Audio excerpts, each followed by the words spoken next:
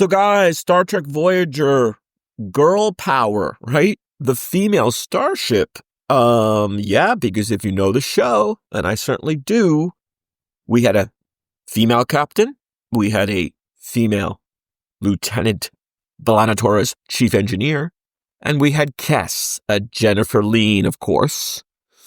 And then we had later Jeri Ryan, 7 of 9. Now, Star Trek Voyager is very near to my heart because it was the first Hollywood show that I pitched for.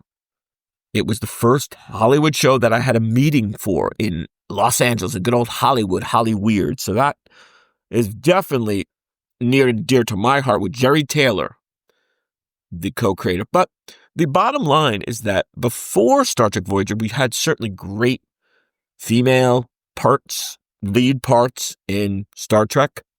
The great Crusher, Dr. Crusher, Next Generation. Counselor Troi in Next Generation, right? And of course, in Deep Space Nine, we had Dax, we had Kira. So we did see a lot of female representation, girl power in Star Trek. But with Star Trek Voyager, not only people I think forget the main crew, the main cast, but then we had a lot of great supporting women. We had Martha Hackett as Seska. That was, of course, the Cardassian spy. We didn't know she was a Cardassian until later because she was posing as a Bajoran with all the great, surgical alterations. She was a great character. Martha Hackett as Seska is one of my favorite Star Trek characters, period, and certainly Voyager. Then, of course, we had Ensign Samantha Wildman, right? Nancy Howard, the actress. She was the ship's xenobiologist, and she was one of a few kind of recurring junior officers. You didn't see her all the time. Kind of like Vorik, the Vulcan dude. And she was the mom of Naomi Wildman, right? The first child born on Voyager, another gal. More girl power. Of course, Scarlett Palmer's, and as Naomi Wildman, the daughter of Samantha Wildman. Her character grows up over the course of the series, right? She provides a unique perspective on the wacky life of Voyager. And then finally, we have Mazati, I believe, actress Marlee McLean, and she was the young child who, along with her companions, was rescued from the Borg and lived on Voyager. And she kind of became 7 of 9's protege, along with Icheb and the others. So there you go. You've got girl power in Voyager, right? We've always had, even from the original series, you look at Gene Roddenberry.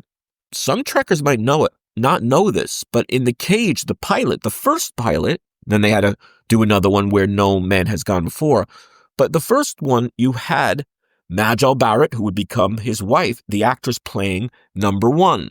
And of course, in Strange New Worlds, they brought back the character with Rebecca Romaine. So, but that was a very, unique and original thing to have this second in command. She was the first officer of Enterprise.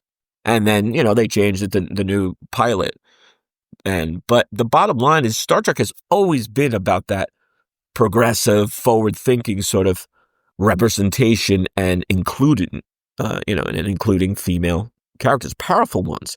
Because with Voyager, you've got the captain, you've got the big boss as a female, as a woman, and then you've got B'Elanna Torres, the chief engineer. So 7 of 9 casts, and then all the supporting actresses I mentioned. So what do you think? Does that change the dynamic of Voyager? Certainly, when 7 of 9 was brought on, when Jeri Ryan clashed with Kate Mulgrew's Janeway, I think people say, and I think undeservedly, it became sort of this cat fight and, this constant woman fight, clashing mom and daughter sort of. You could argue that dynamic is there. The mom and daughter dynamic, or the older woman mentor with the younger, is there. But I think it really worked. It certainly worked for me.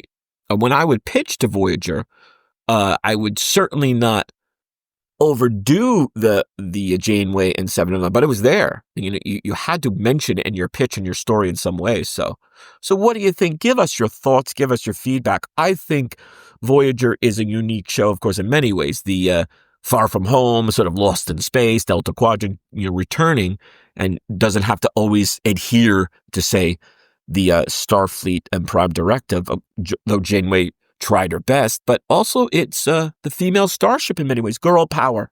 So what do you think? Give us your thoughts. Give us your feedback. Hope you're enjoying. Hope you're subscribing. See you soon.